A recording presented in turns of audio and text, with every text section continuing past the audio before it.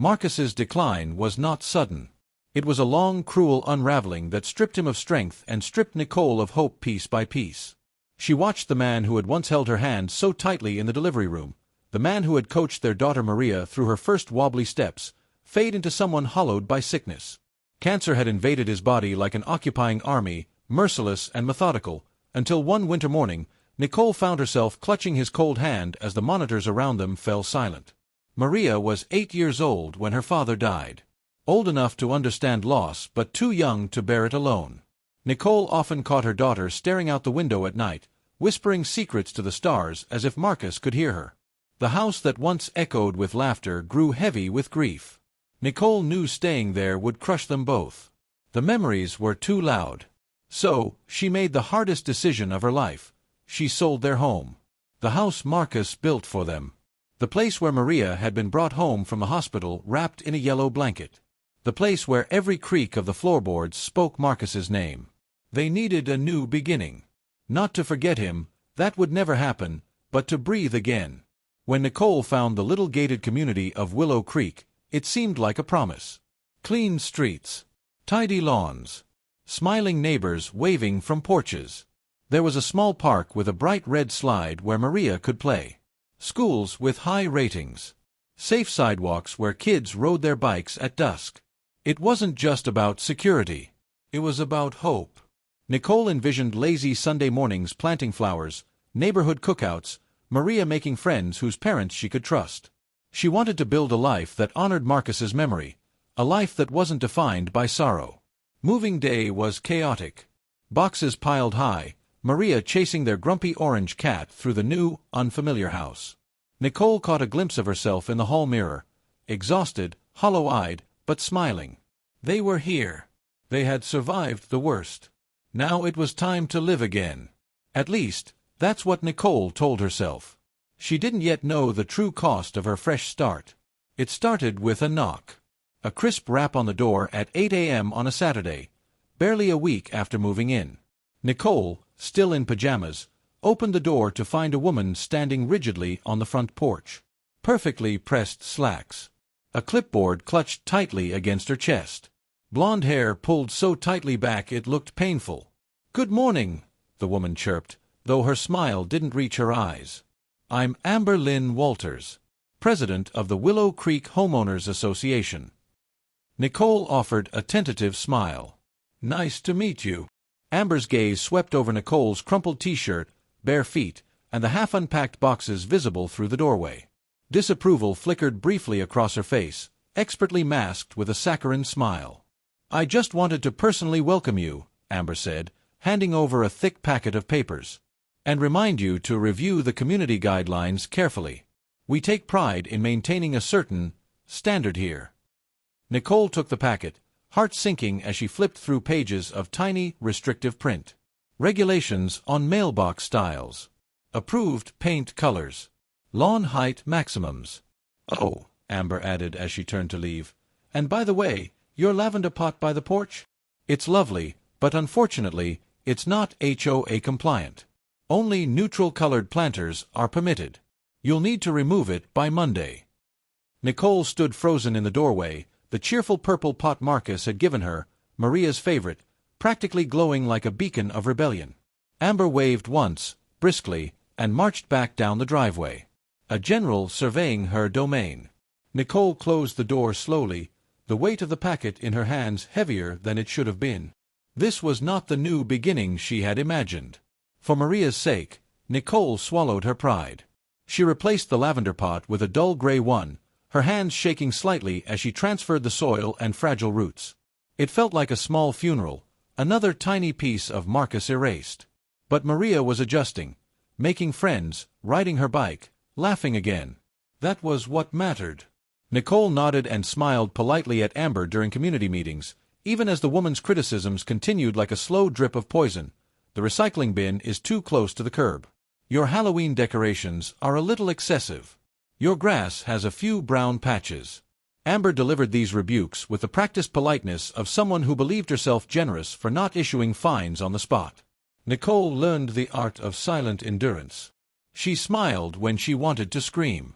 She hosted polite coffee mornings, attended neighborhood potlucks, baked cookies for the school fundraiser.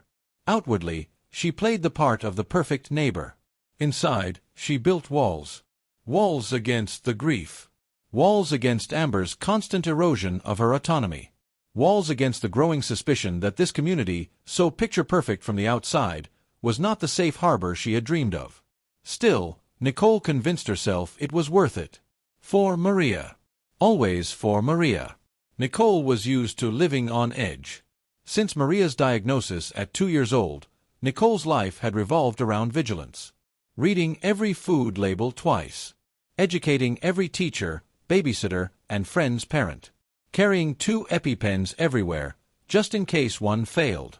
Maria was brave about it, far braver than most kids her age.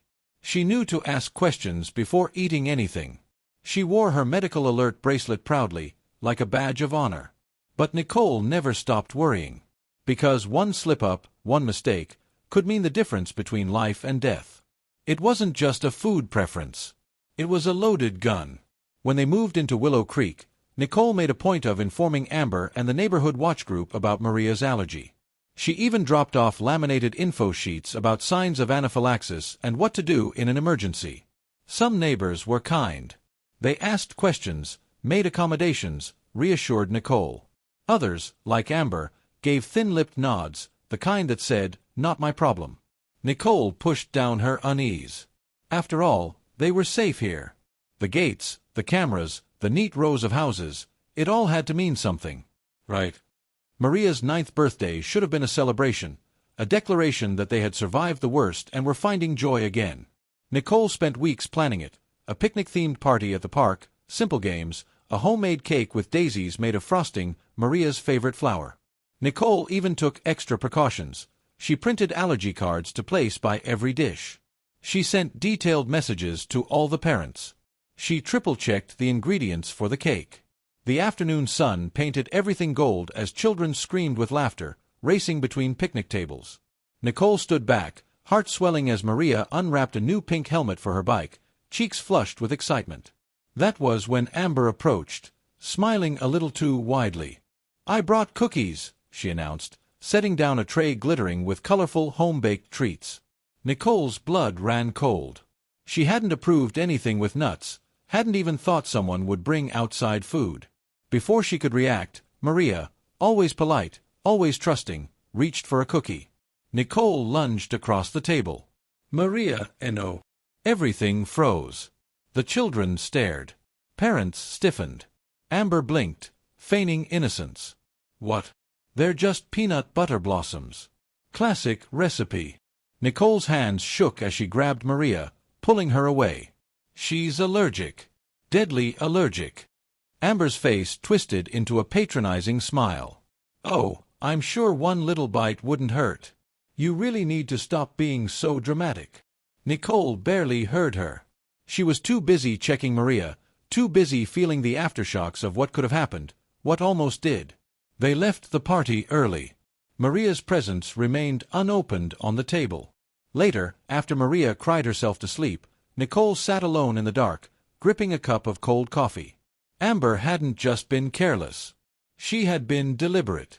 And Nicole knew, deep in her bones, that this place was not the sanctuary she had prayed for. Nicole tried to reason with herself. Maybe Amber hadn't understood the severity. Maybe it was ignorance, not malice. But the next morning, when Nicole approached her at the community center, her voice calm, measured, explaining the danger again, Amber's reaction confirmed the truth. "I don't see why your child's condition," Amber said, lips curling slightly on the word, "should dictate what the rest of us do. This is a shared community." Nicole stared at her, stunned into silence. Amber leaned in, voice lowering into a confidential murmur. "If you can't handle normal life, perhaps Willow Creek isn't the right fit for you." There it was. Not even veiled. A suggestion. A threat. Nicole felt something deep inside her snap, not loudly, but irrevocably. The kind of break that didn't bleed but hardened. She realized Amber didn't see Maria as a child. She saw her as an inconvenience. A flaw in the pristine image Amber wanted for her kingdom. Nicole turned away without another word. She had learned something important. Arguing with people like Amber was pointless. You don't beg tyrants for kindness. You prepare for war. It started subtly. The invitations to coffee mornings dried up. Maria's playdate requests were forgotten. Neighbors who once waved now crossed the street or averted their eyes.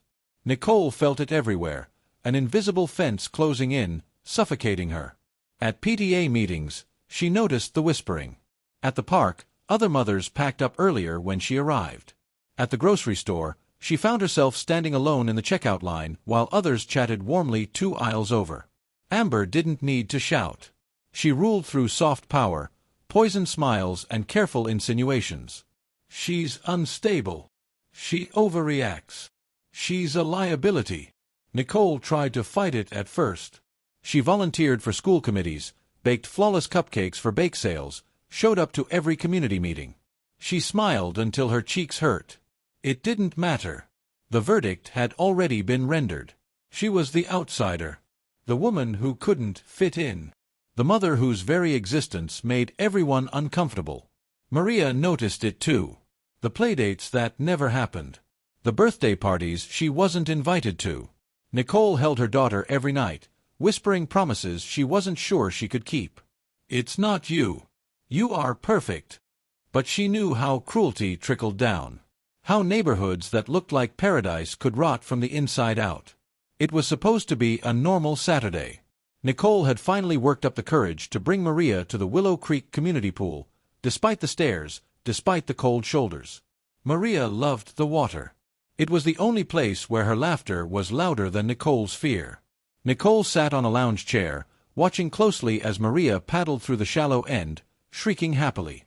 She barely noticed Amber approach, clipboard tucked under one arm. "You'll need to remove her," Amber said briskly. Nicole blinked up at her. "What?" Amber pointed to a printed sign near the entrance. "New, freshly laminated. Pool area is a nut-free zone. No food.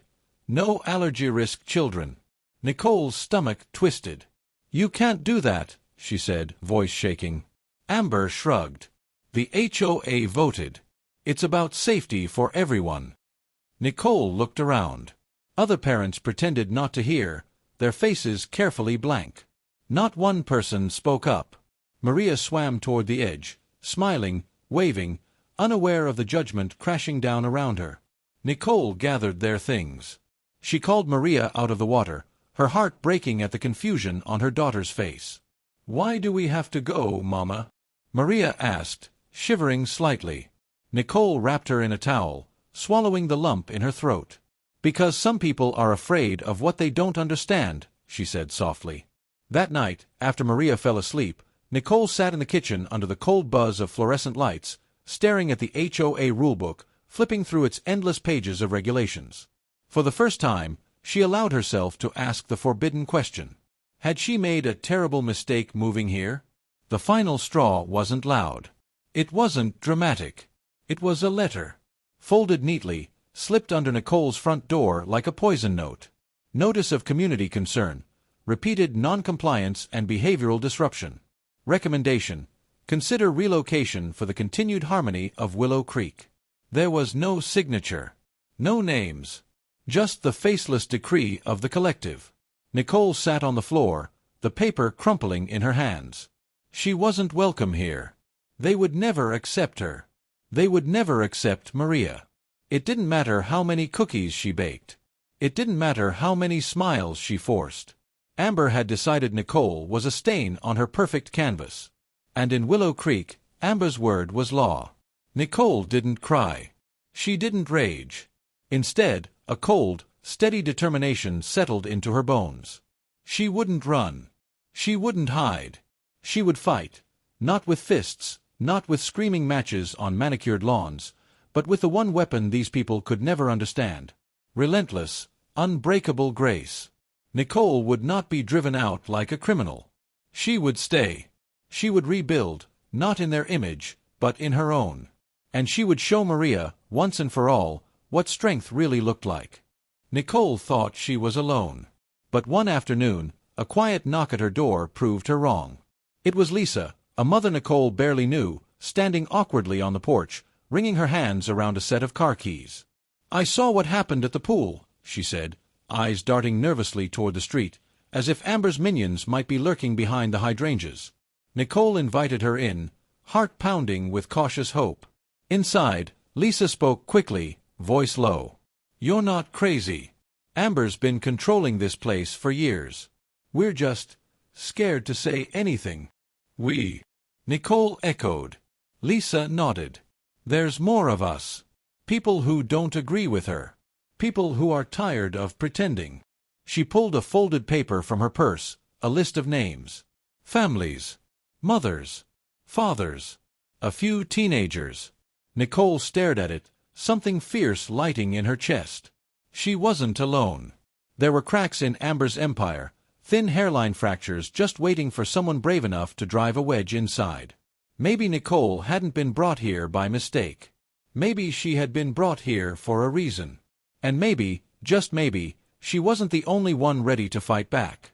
Nicole knew one thing: open war with Amber would be suicide. She needed to be smart, strategic, patient. The first move was small. Nicole and Lisa started hosting quiet gatherings, playdates, that were really strategy sessions. They rotated houses, kept the groups small. They shared stories, collected proof, emails, texts, HOA meeting notes where Amber pushed through questionable new rules without proper votes. Nicole learned everything she could about the HOA charter, memorized it like scripture. It wasn't just about social bullying. Amber had bent rules, violated protocols. And if Nicole could prove it, they could tear her down legally. Meanwhile, Nicole started rebuilding her life outside of Amber's reach. She signed Maria up for a youth theater program in the next town over, where no one cared about nut-free zones and community image. She volunteered at the local library. She took yoga classes at a studio Amber's crowd would never set foot in.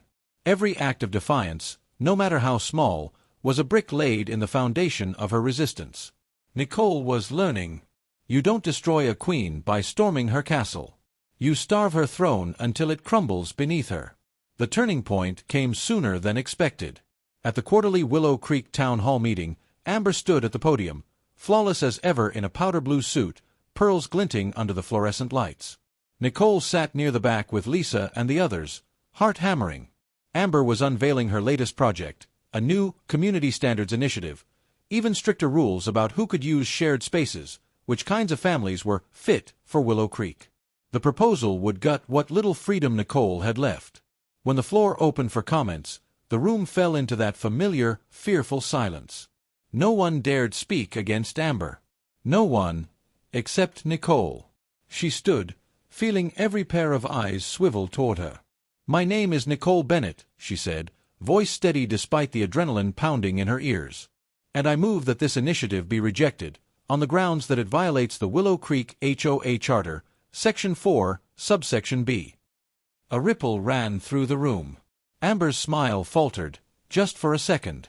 Nicole continued, pulling out a neatly organized binder, full of evidence. Emails. Forged votes. Proof that Amber had been rewriting HOA rules without the proper two-thirds majority. Lisa rose next, backing her up. Then another mother. Then an elderly man who had been silent for years. One by one, people stood. Amber's face darkened. By the end of the meeting, the board had no choice but to table the initiative pending a full investigation. It wasn't a victory yet, but it was a breach in the walls. The first real crack. Nicole went home that night lighter than she had in years. Maria curled into her side on the couch, whispering, "I'm proud of you, Mama." Nicole kissed her forehead, whispering back, "I'm proud of us." Amber didn't go down without a fight. Over the next few weeks, she unleashed every dirty trick she had. Anonymous complaints flooded Nicole's mailbox. Grass too long, measured with a ruler. Garden unapproved, despite permits. Parking violations, for a car legally parked in her own driveway. The HOA board, still full of Amber's loyalists, fined her at every turn. Meanwhile, rumors spread like wildfire. Nicole's a troublemaker. Nicole's mentally unstable. Nicole's endangering her daughter. Nicole weathered it all, but it wore her down. The late nights answering legal notices. The whispered stares at the grocery store. The isolation that gnawed at her confidence. One evening, she found a smear of peanut butter wiped across her car door. It wasn't subtle. It was a warning. Maria sat quietly in the back seat, clutching her inhaler. Nicole wiped it off, jaw tight, heart aching. Amber thought fear would make her run. But Nicole had already lived through worse than petty vandalism. She wasn't going anywhere. They didn't know it yet, but Amber and her sycophants had made the worst possible mistake. They had underestimated a mother. Nicole stood at her kitchen window one morning, sipping coffee, watching the sunrise bathe Willow Creek in soft gold. She thought about all the time she had wanted to leave, pack up, drive away, start fresh somewhere easier.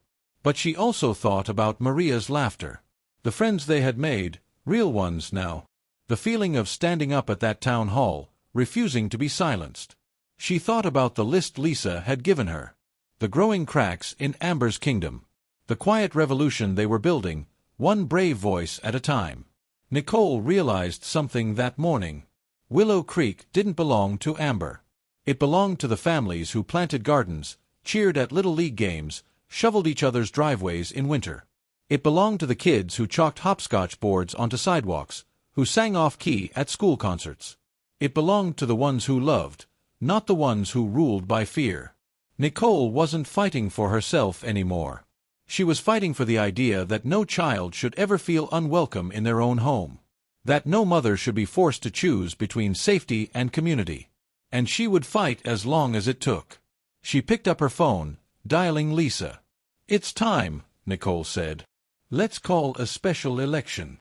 Because if Amber wanted a war, she was about to lose it.